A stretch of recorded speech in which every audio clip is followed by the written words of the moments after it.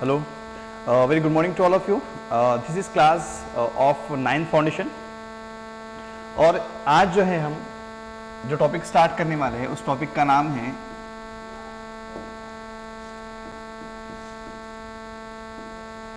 Is matter around अस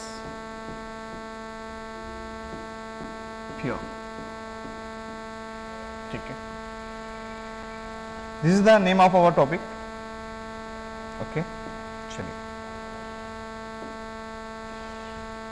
ठीक है। Is matter around us pure, यहां पे हमें जो है सबसे पहले देखना पड़ेगा कि मैटर क्या है। ठीक है, व्हाट इज मैटर? आप लोगों ने प्रीवियस क्लासेस में पढ़ा होगा मैटर मतलब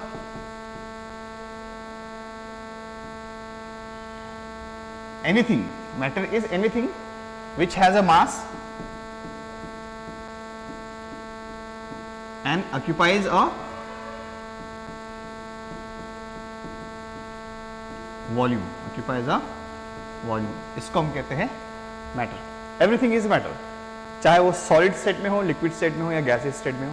हमें ऑलरेडी आपको जो था आप लोग इसके बारे में पढ़ चुके हैं है ना। अगर हम फिजिकल प्रॉपर्टीज के हिसाब से मैटर को डिवाइड करते हैं तो ये होता है सॉलिड, लिक्विड और गैस। अब देखिए, हमें पता है कि सॉलिड क्या होता है। सॉलिड वो चीज होती है जिसका शेप जो होता है, शेप और वॉल्यूम के हिसाब से अगर हम इसको डिवाइड करें तो ये ऐसे डिवाइड होगा। शेप का मैं अलग से जो है तो ब्लॉक बनाता हूं, और वॉल्यूम। ठीक है, इसको हम साइमल्टेनियसली स्टडी कर लेते हैं। ठीक है, ये शेप और वॉल्यूम। ठीक है, अब अगर हम देखें सॉलिड के बारे में, तो सॉलिड का जो शेप होता है वो होता है इंडेफिनाइट।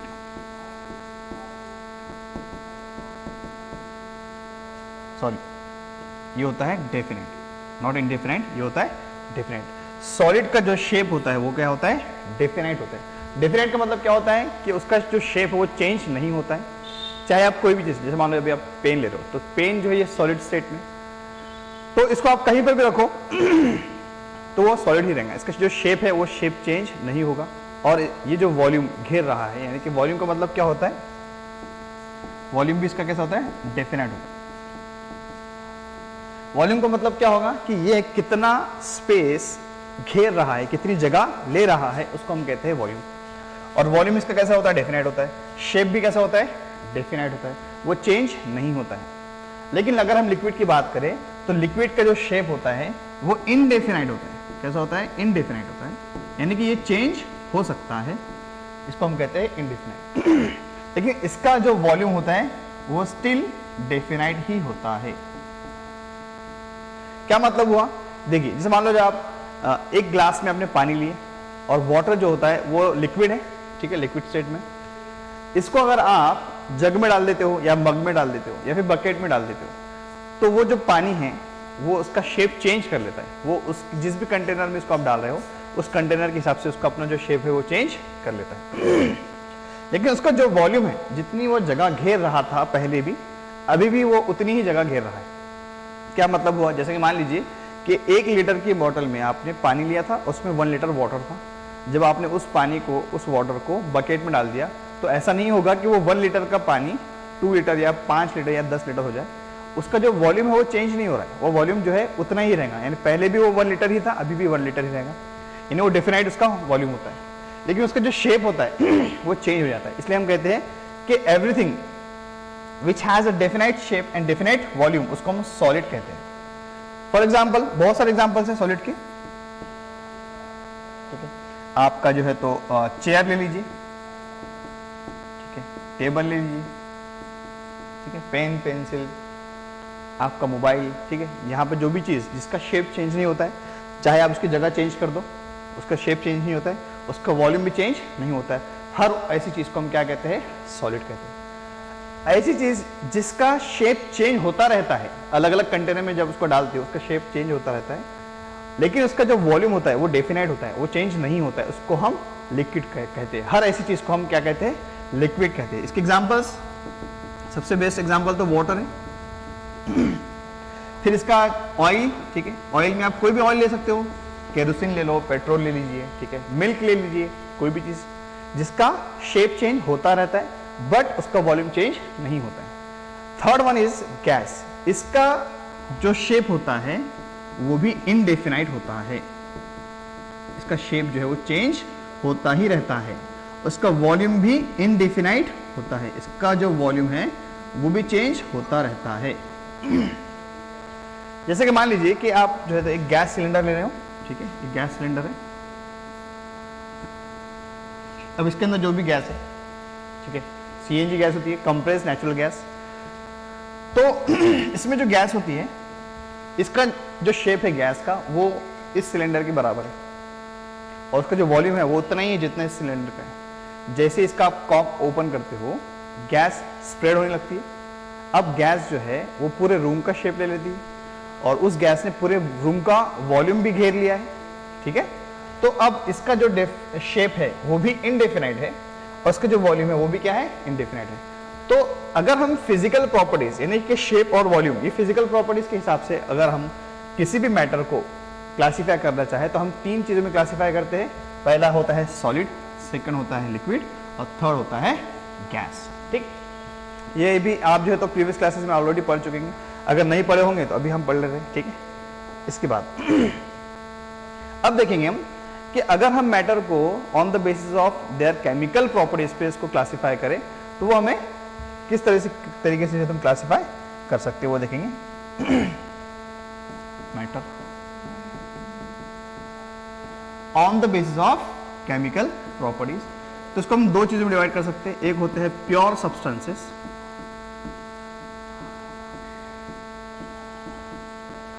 दूसरे होते हैं इम्प्योर सब्सटेंसेस जिसको हम कहते हैं मिक्सचर्स। इसको हम क्या कहते हैं, मिक्सचर्स कहते हैं। इम्प्योर सब्सटेंस को हम क्या कहते हैं, मिक्सचर्स कहते हैं, ठीक है। मैं यहां पे लिख देता हूं इम्प्योर सब्सटेंसेस, ठीक है। अब देखिए इस प्योर सब्सटेंस को हम फर्दर और क्लासिफाई कर सकते हैं on the basis of chemical properties. तो हम इसको क्लासिफाई कर लेते हैं elements and compounds, elements and compounds. वही अगर हम मिक्सचर्स की बात करें तो मिक्सचर्स को हम और फर्दर दो चीजों में क्लासिफाई कर सकते हैं, होमोजीनियस मिक्सचर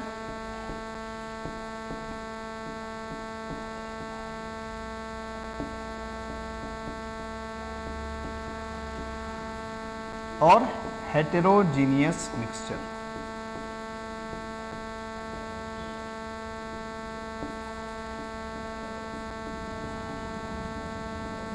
ठीक है। फर्दर हम एलिमेंट्स को क्लासिफाई कर सकते हैं तीन चीजों में, metals, non metals and third one is metalloids.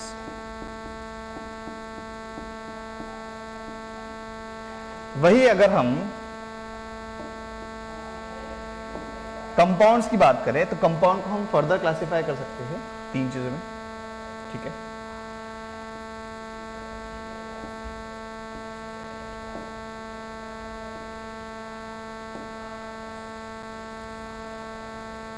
यहां पे हम दूसरा कलर लेते हैं ताकि आपको जो तो और अच्छे तरीके से वो समझ में आ जाए।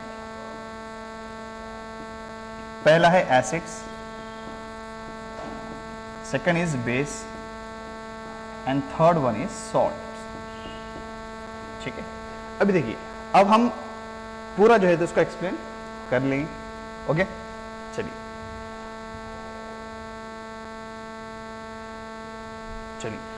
देखिए प्योर सब्सटेंस और मिक्सचर्स, मिक्सचर्स को हम इम्प्योर सब्सटेंसेस कहते हैं।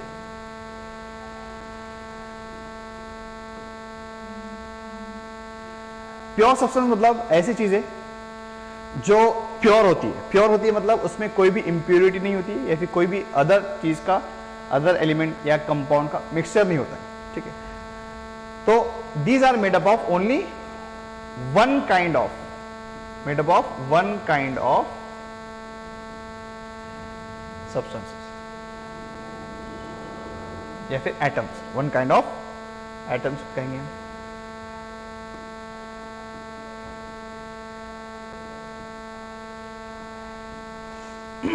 जैसे कि एलिमेंट्स और कंपाउंड्स। एलिमेंट्स आपको पता है कि पीरियोडिक टेबल जो होता है वो पूरा एलिमेंट ही है, और टोटल पीरियोडिक टेबल में टोटल जो एलिमेंट्स होते हैं वो होते हैं 118 एलिमेंट्स। उसमें से कुछ मेटल्स होते हैं, कुछ नॉन मेटल्स होते हैं, कुछ मेटलॉइड्स होते हैं, ठीक है, ये भी हम जानते हैं।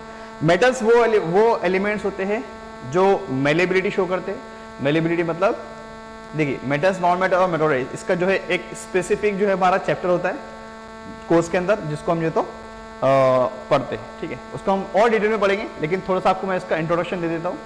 मेटल मतलब वो elements which shows different properties like malleability. Malleability मतलब मेटल्स को आप शीट्स में कन्वर्ट कर सकते हो। डक्टिलिटी मतलब उसको आप वायर्स में कन्वर्ट कर सकते हो। It shows the property of sonority, यानी कि अगर आप किसी भी हार्ड सब्सटेंस से उसको हैमरिंग करते हो तो उसमें से साउंड प्रोड्यूस होता है, वो जो प्रॉपर्टी होती है उसको हम कहते हैं सोनोरिटी। लस्टर मतलब मेटल्स के जो सरफेस होते हैं वो शाइन करते हैं, उसको हम कहते हैं lustre. That property is called as a lustre. They are good conductor of heat and electricity, उसमें से जो हीट भी पास होती है और करंट भी यानी इलेक्ट्रिसिटी भी पास होती है। दे आर जनरली हार्ड, वो जनरली क्या होते हैं, हार्ड होते हैं, सॉलिड स्टेट में होते हैं जनरली, एक्सेप्ट मर्क्यूरी जो कि लिक्विड स्टेट में होता है, ठीक है। तो इन सारी प्रॉपर्टीज को जो एक्वायर करता है, ठीक है, ये सारी प्रॉपर्टीज जिसमें होती है उन एलिमेंट्स को हम क्या कहते हैं, मेटल्स कहते हैं। जैसे कि for example silver, gold, copper, aluminium, all these are different types of metals.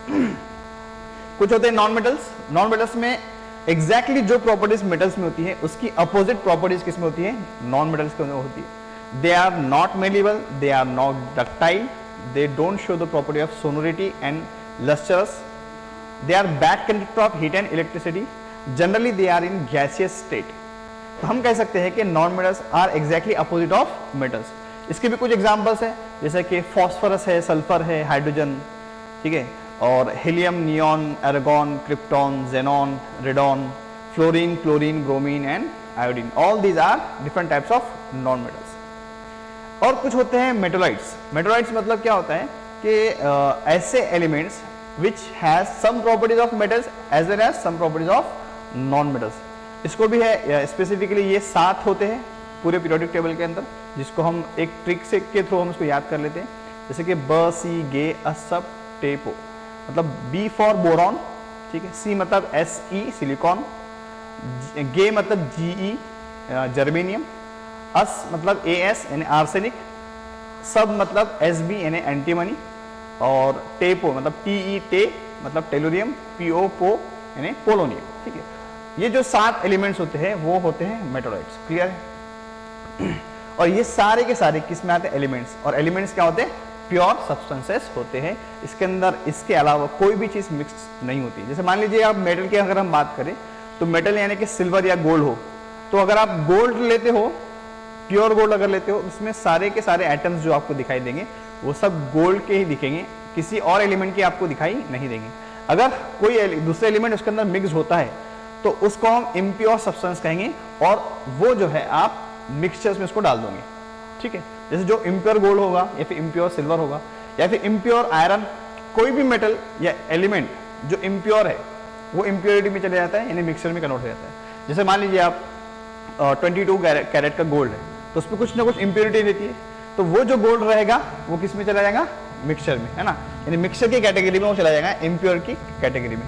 अगर आप प्योर गोल्ड लेते हो जिसमें गोल्ड के अलावा और कुछ भी मिक्स नहीं है, तो वो क्या रहेगा, एलिमेंट रहेगा, ठीक है। इसको हम और जो है डिटेल में पढ़ेंगे, इसका स्पेसिफिकली हमारे सिलेबस के अंदर एक जो है तो चैप्टर होता है जिसको हम डिटेल में पढ़ते हैं। फिर कंपाउंड, एसिड, बेस और सॉल्ट। एसिड, बेस और सॉल्ट का भी एक स्पेसिफिकली चैप्टर होता है जिसको हम बहुत डिटेल में इसको पढ़ते हैं, डिफरेंट एग्जाम्पल्स और टाइप्स देख के। तो ये भी क्या होता है, this also comes under pure substances, acid, base और सॉल्ट। हमें पता है, आप लोग इस चीज़ से जो है तो आपको पता ही होगा एसिड, बेस और सॉल्ट क्या होता है। एसिड मतलब जैसे कि फॉर एग्जांपल आप बता सकते हो, एसिड यानी कि कार्बोनिक एसिड जो कि कोल्ड ड्रिंक्स के अंदर होता है, लेमन के अंदर साइट्रिक एसिड होता है, ऑरेंज के अंदर साइट्रिक एसिड होता है, ठीक है। तो टैमरिन के अंदर जो है तो टार्टारिक एसिड होता है, मिल्क के अंदर मैलिक एसिड होता है, तो ये एसिड्स होते हैं। वैसे ही बेस, जैसे कि मान लीजिए आप इनो वगैरह ना, जैसे मान लो कभी जो है तो हमारी बॉडी स्टमक के अंदर जो है तो हाइड्रोक्लोरिक एसिड बहुत ज़्यादा अमाउंट में अगर सिक्रेट हो गया, ठीक है, तो उसको हम हाइपर एसिडिटी कहेंगे। तो उस टाइम पे हम क्या करते हैं, मिल्क ऑफ मैग्नीशिया, डॉक्टर जो तो हमको कहता है कि मिल्क ऑफ मैग्नीशिया ले लो, या फिर हम इनो लेते हैं। और इनो क्या होता है, दैट इज अ बेस। और दोनों की प्रॉपर्टीज अपोजिट होती है। अगर एसिड ज्यादा हो जाता है तो बेस उसको क्या कर देता है, कट कर देता है। तो ये हमारा जो है तो न्यूट्रलाइज होकर सॉल्ट बना लेता है, सॉल्ट एंड वाटर देता है। तो तीनों भी जो कैटेगरीज होती है दे कम्स अंडर कंपाउंड, और कंपाउंड भी क्या होता है, प्योर सब्सटेंस होता है। अब देखिए मिक्सचर्स को हम अलग क्यों कह रहे हैं। जैसे मान लीजिए एक कंपाउंड आपने लिया वाटर, ठीक है, वाटर भी कंपाउंड है जिसका फॉर्मूला होता है H2O, ठीक है, आपने ले लिया H2, इसके अंदर आपने डाल दिया सॉल्ट। सॉल्ट का फॉर्मूला होता है जो हम खाना खाते टाइम भी यूज करते हैं, सॉल्ट, NaCl। अब ये बन जाता है सॉल्ट वाटर, ठीक है, ये बन जाता है सॉल्ट वाटर। अब सॉल्ट वाटर जो है ये क्या हो गया है, दिस कम्स अंडर मिक्सचर। ये क्या हो गया है, मिक्सचर। यानी कि एलिमेंट्स या कंपाउंड्स को अगर आप मिक्स करते हो तो अब वो चला जाता है किसमें, मिक्सचर के अंदर। जैसा कि हाइड्रोजन, ये भी कंपाउंड है, और NaCl ये भी क्या है, कंपाउंड है। दो या दो से ज्यादा कंपाउंड को अगर आप मिक्स करते हो और वो केमिकली रिएक्ट नहीं होता है, यानी कि केमिकल रिएक्ट होकर अगर कोई चीज केमिकली रिएक्ट होती है तो वो एक न्यू कंपाउंड बनाती है। बट मिक्सचर जो है एक न्यू कंपाउंड नहीं बनाता है। मिक्सचर क्या करता है, सिर्फ थोड़ी देर के लिए वो मिक्स होता है, उसको आप इजीली फिजिकल प्रोसेस के थ्रू जो तो अलग अलग कर सकते हो। जैसे मान लीजिए आप पानी लिया आपने एक ग्लास के अंदर, उसके अंदर आपने सॉल्ट मिक्स कर दिया, तो अब ये मिक्सिंग वाला जो प्रोसेस है ये फिजिकल प्रोसेस है, इसमें कोई केमिकल रिएक्शन नहीं हो रही है। आपने क्या किया, सिंपल मिक्स कर दिया। मिक्सचर को आप समझ लीजिए जैसे कि आपने एक क्या किया, शुगर लिया और शुगर को आपने सैंड के साथ में ऐसा मिक्स कर दिया, तो उसमें कोई रिएक्शन हो रही है क्या, कोई रिएक्शन नहीं हो रही। कोई न्यू कंपाउंड बन रहा है क्या, कोई न्यू कंपाउंड नहीं बन रहा है। उस ग्लास के अंदर जब आप जो तो सॉय अपने सैंड और शुगर को मिक्स करोगे तो आपको दिखाई देगा कि शुगर अलग है और सैंड अलग है। मिक्स होने के बावजूद भी वो क्या होगा, आप उसको आइडेंटिफाई कर सकते हो कि शुगर के पार्टिकल्स अलग दिखाई दे रहे हैं और सैंड के पार्टिकल्स अलग दिखाई दे रहे हैं। तो वो क्या हो जाता है, मिक्सचर हो जाता है, एक न्यू कंपाउंड नहीं बन रहा है। वैसे ही अगर वाटर और सॉल्ट, इन दोनों कंपाउंड को अगर आप मिक्स करते हो तो ये बन जाता है मिक्सचर, ठीक है। अब इसको आप जितने इजीली आपने उसको मिक्स कर दिया, सॉल्ट उसमें से गायब होकर दिखाई नहीं दे रहा है, उतने ही इजीली आप क्या कर सकते हो, उसको सेपरेट कर सकते हो। कोई केमिकल रिएक्शन की आपको जरूरत नहीं पड़ती, कोई केमिकल आपको यूज नहीं करना पड़ता है। सिंपली आपको क्या करना है, उसको जो है तो हीट करना है, वाटर जो है वो इवोपरेट होके वेपर्स के फॉर्म में उड़ जाएगा हवा में, और जो नीचे बचा हुआ रहेगा वो क्या बचेगा, NaCl, ठीक है। तो इसको हम क्या कहते हैं, मिक्सचर्स कहते हैं। लेकिन कंपाउंड की अगर बात करते हो आप, जैसे मान लो जो हाइड्रोजन और ऑक्सीजन से मिलकर क्या बनाए, वाटर कंपाउंड बनाए, इसको आप फिजिकल प्रोसेस के थ्रू आप उसको सेपरेट नहीं कर सकते हो। अगर आपको H2O में से हाइड्रोजन और ऑक्सीजन को सेपरेट करना है तो you have to do a chemical reaction. उस केमिकल रिएक्शन के थ्रू आप हाइड्रोजन और ऑक्सीजन को सेपरेट कर सकते हो। तो ये एक समराइज एक जो है तो इंट्रोडक्शन हो गया। जब हम इस चैप्टर को थॉरोली पढ़ेंगे तो इसको हम डिटेल में पढ़ेंगे कि कितने टाइप के एलिमेंट्स होते हैं, कितने टाइप के कंपाउंड्स होते हैं, उनके एग्जांपल्स अलग अलग हम देखेंगे, उनकी और भी बहुत सारे प्रॉपर्टीज देखेंगे, उनके रिएक्शंस देखेंगे। वैसे ही मिक्सचर्स को अगर हम देखें तो मिक्सचर्स के भी अलग अलग टाइप्स है, उसको भी जो है तो हम अभी तो हमने मेजर उसको टाइप्स देखा, होमोजीनियस मिक्सचर और हेट्रोजीनियस मिक्सचर। लेकिन जब हम आगे पढ़ेंगे तो होमोजीनियस की भी अलग अलग टाइप्स है, हेट्रोजीनियस की भी अलग अलग टाइप्स है। उन कैटेगरीज में कौन कौन से कंपाउंड्स और कौन कौन से मिक्सचर्स आते हैं वो भी हम देखेंगे आगे, ठीक है। तो यहाँ पे आपको मैंने एक रॉ आइडिया दे दिया कि अगर आप मैटर को on the basis of physical properties like shape और वॉल्यूम को मद्देनजर रखते हुए, इसको सामने रखते हुए, अगर उसको मैटर को आप क्लासीफाई करना चाहो तो आप उसको तीन चीजों में क्लासीफाई कर सकते हो, सॉलिड, लिक्विड और गैस। इसी मैटर को अगर आप on the basis of chemical properties पे उसको क्लासीफाई करना चाहो तो आप उसको दो चीजों में क्लासीफाई कर सकते हो, प्योर सब्सटेंसेस एंड मिक्सचर्स, ठीक है। प्योर सब्सटेंस जिसमें कोई भी अदर एलिमेंट मिक्स नहीं होता है, एकदम प्योर होता है, उसको हम प्योर सब्सटेंस बोलते हैं, जिसको फर्दर क्लासीफाई करके एलिमेंट और कंपाउंड में करते हैं, ठीक है। एलिमेंट मेटल, नॉन मेटल और मेटल्स में क्लासीफाई हो जाता है, कंपाउंड एसिड, बेस और सॉल्ट में क्लासीफाई हो जाता है। मिक्सचर जो कि इम्प्योर सब्सटेंस होते हैं, जैसे कि एग्जांपल मैंने आपको बताया सॉल्ट वाटर या फिर salt solution, this is the example of mixture, ठीक है। यहां तक क्लियर हो रहा है। होमोजीनियस मिक्सचर और हेट्रोजीनियस मिक्सचर, इसको भी हम डिटेल में पढ़ेंगे। सिर्फ आप यहां पे समझ लीजिए कि होमो का मतलब होता है सेम, और यहां पे हेटेरो का मतलब होता है डिफरेंट।